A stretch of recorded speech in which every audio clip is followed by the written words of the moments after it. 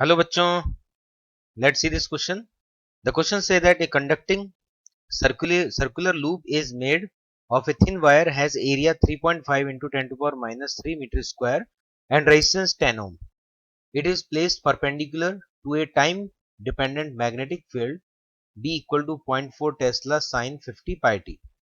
The field is uniform in space.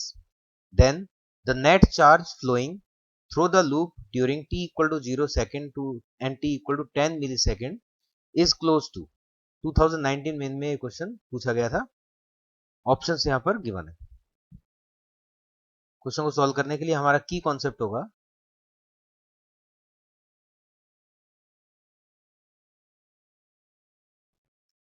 कि अगर हम एक सर्कुलर कॉइल लें,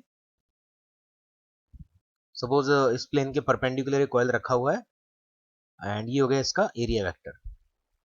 यहां से कुछ मैग्नेटिक फील्ड लाइन पास हो रहे हैं जो कि टाइम डिपेंडेंट है. इस टाइप से मैग्नेटिक फील्ड पास हो रहा है और मैग्नेटिक फील्ड है यहाँ पर टाइम डिपेंडेंट. वैल्यू है बीटी का 0.4 Tesla sign 50 pi T.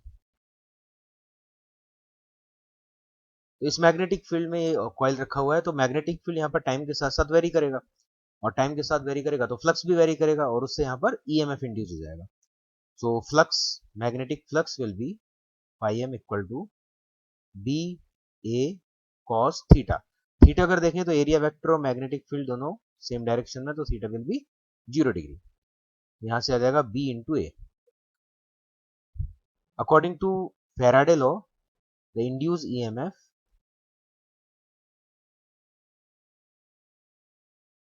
will be minus d phi by dt, rate of change of magnetic flux. ये होगा यहाँ पर ईएमएफ इंड्यूस एंड इसमें वैल्यू को हम पुट कर देंगे.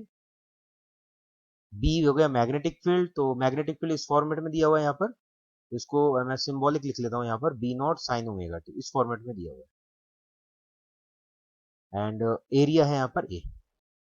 लास्ट में सब वैल्यूज को हम सब्स्टिट्यूट कर देंगे. तो ये मैग्नेटिक फील्ड को मैंने लिखा B naught sine omega T. यहाँ पर ओमेगा तो हो गया 50 पाई और बी नॉट हो गया 0.4 टेस्ला. तो इस टाइप से इसको सॉल्व करेंगे हम. तो यहाँ पर ईएमएफ हमें मिलेगा B naught into omega cos omega T, because sine omega T का डिफरेंशिएशन होगा cos omega T into omega. तो ये वैल्यू मिल जाएगी. साथ में एरिया है यहाँ पर ए.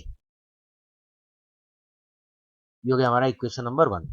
क्वेश्चन में यहाँ जो कैलकुलेट करना है हमें, वो हमें निकालना net charge flowing through the loop.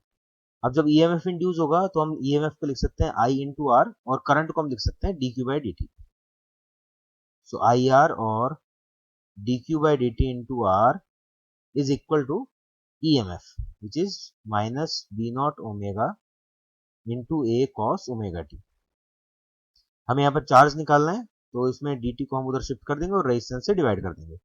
So here dq will be equal to minus B naught omega A upon resistance cos omega t into dt.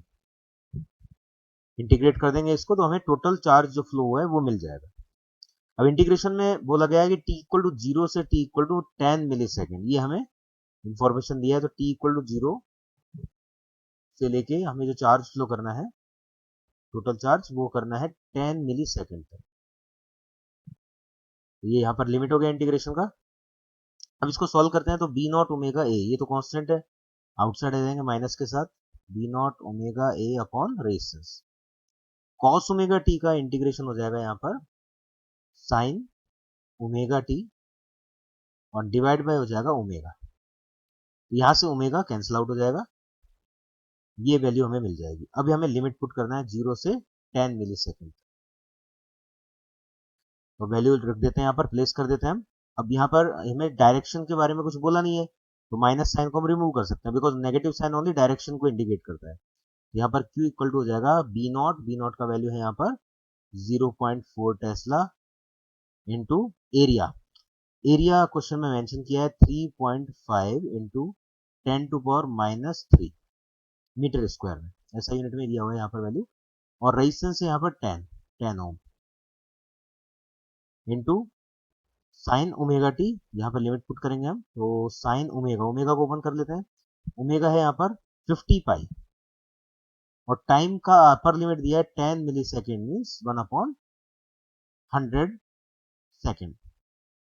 Lower limit देखेंगे तो t इक्वल टू 0 है, तो साइन 0 तो 0 हो जाएगा। तो यहाँ से अगर सॉल्व करेंगे हम, देन 50 होगा 2 time cancel, and pi by 2 आ जाएगा, साइन पाई बाय 2 होगा 1।